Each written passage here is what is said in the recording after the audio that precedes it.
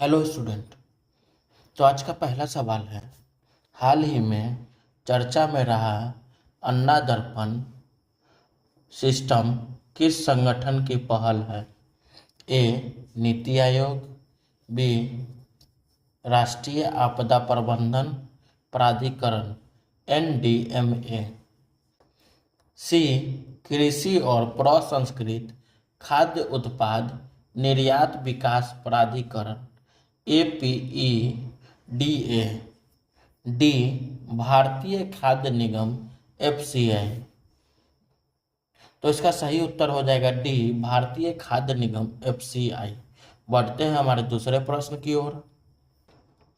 जून 2025 में विश्व स्वास्थ्य संगठन WHO ने तंबाकू महामारी पर अपनी कौन सी रिपोर्ट का 10वां संस्करण जारी किया है? ए एम्पावर रणनीति, बी स्टॉप तंबाकू, सी तंबाकू free world, D healthy lungs.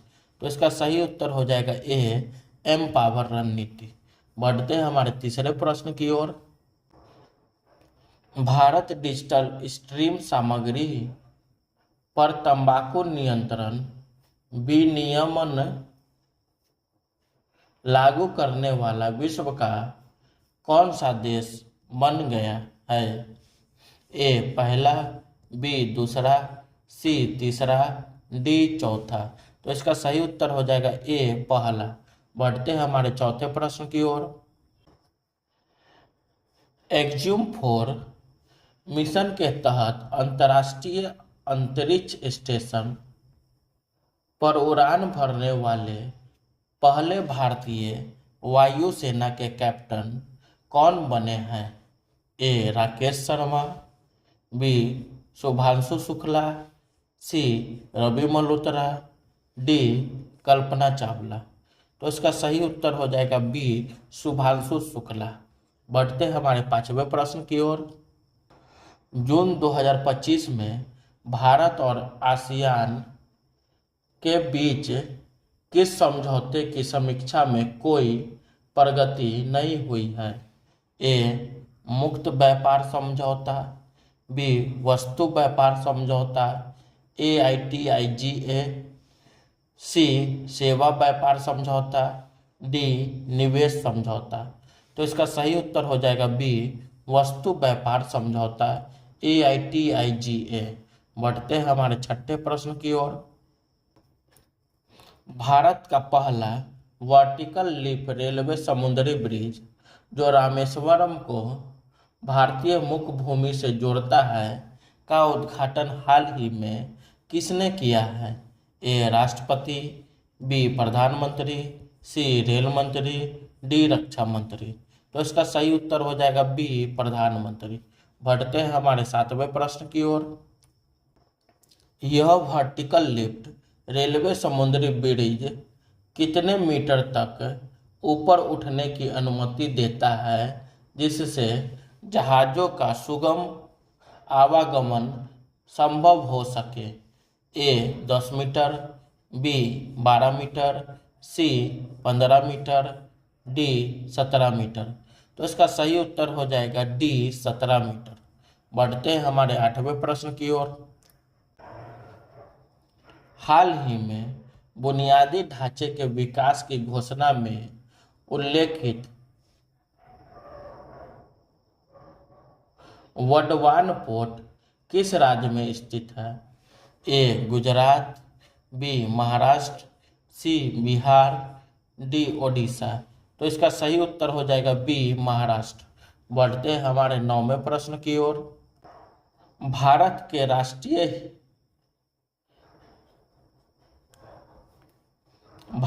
राष्ट्रीय हरित हाइड्रोजन मिशन के तहत 2030 तक लक्षित रहित हाइड्रोजन उत्पादन क्षमता क्या है? A 3 million ton, B 4 million ton, C 5 million ton, D 6 million ton. तो इसका सही उत्तर हो जाएगा सी 5 मिलियन टन। बढ़ते हैं हमारे 10वें प्रश्न की ओर। लीमा में आयोजित ISSF विश्व कप में महिलाओं की 10 मीटर एयर पिस्टल स्पर्धा में स्वर्ण पदक किसने जीता? ए मनु भास्कर, बी सुरुचि सिंह, सी अनीसा सैयद, डी हिना सिद्धू। तो इसका सही उत्तर हो जाएगा बी सुरुचि सिंह। बढ़ते हैं हमारे 11वें प्रश्न की ओर। भारत ने सतत विकास लक्ष्यों SDG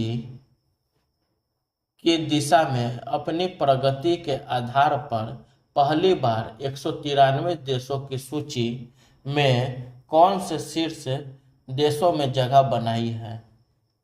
ए शीर्ष 50, बी शीर्ष 75, सी शीर्ष 100, डी शीर्ष 120। तो इसका सही उत्तर हो जाएगा सी शीर्ष 100। बढ़ते हैं हमारे 12वें प्रश्न की ओर। हाल ही में किस बैंक को डिजिटल पेमेंट अवार्ड 2024-25 से सम्मानित किया गया है?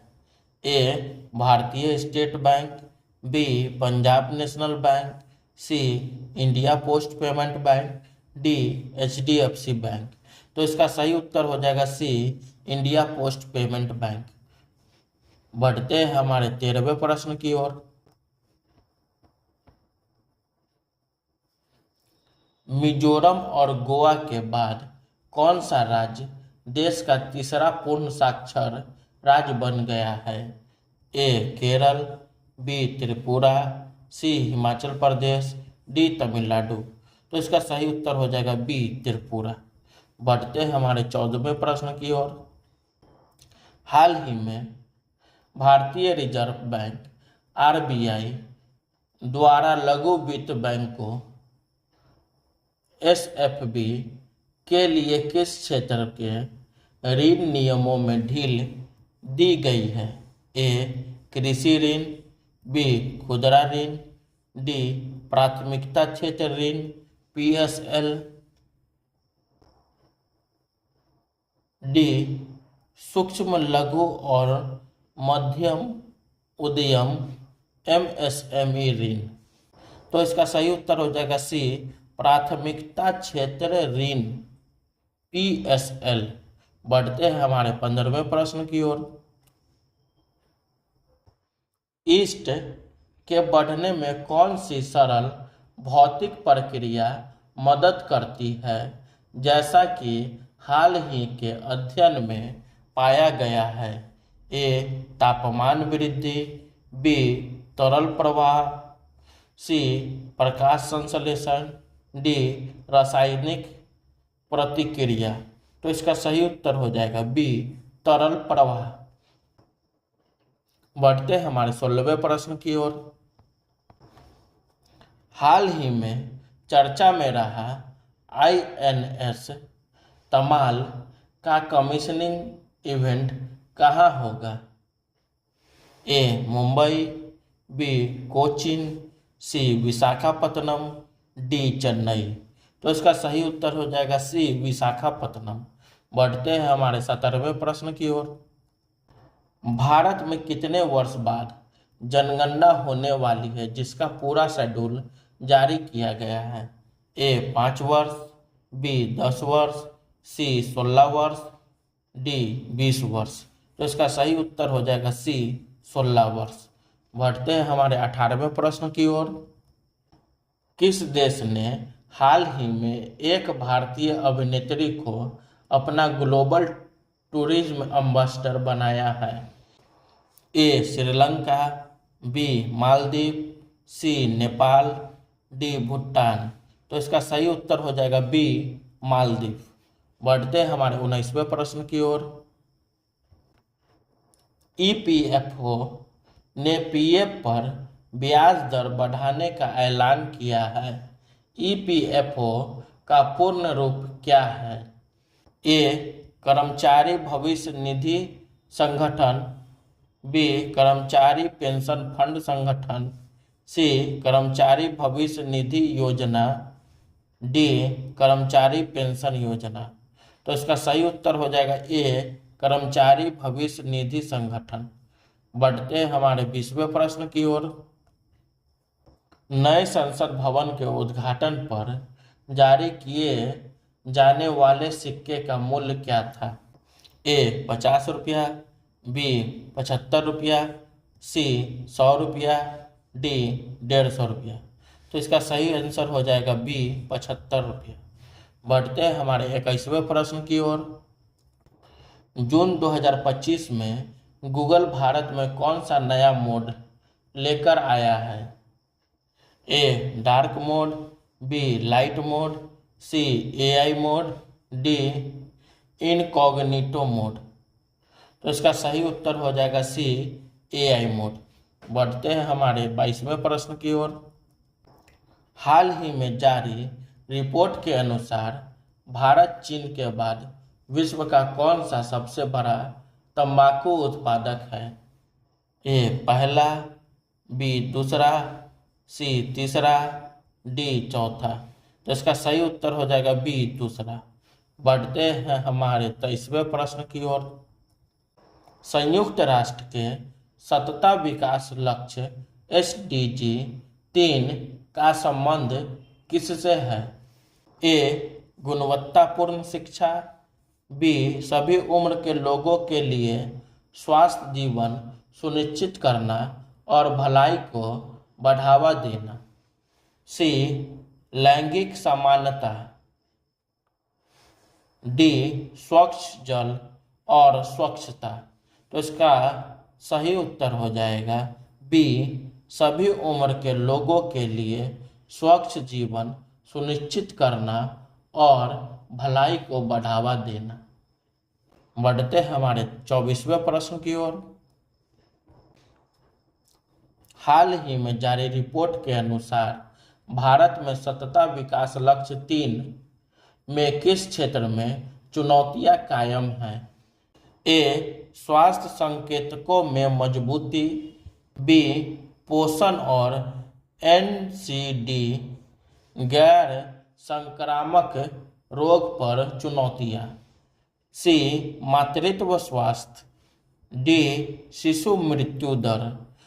तो इसका सही उत्तर हो जाएगा बी पोषण और NCD गैर संक्रामक रोग पर चुनौतियां। बढ़ते हैं हमारे 25वें प्रश्न की ओर।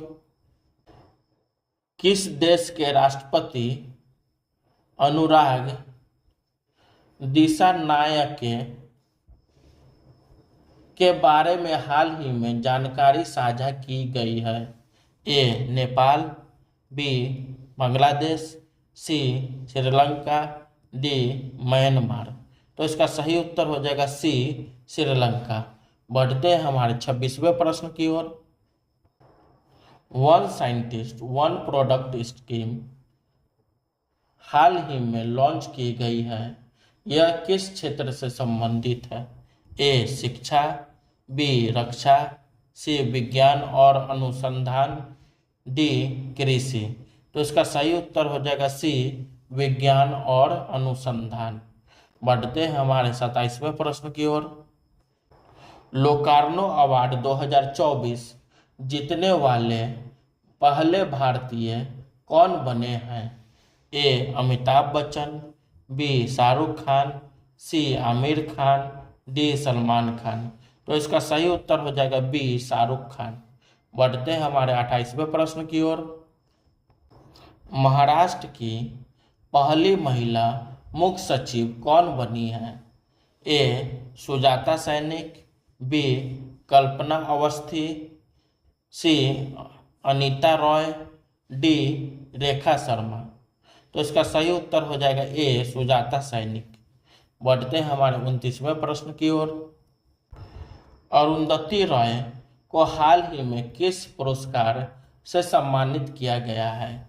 ए बुकर पुरस्कार, बी पेन पिंटर पुरस्कार, सी साहित्य अकादमी पुरस्कार, डी ज्ञानपीठ पुरस्कार।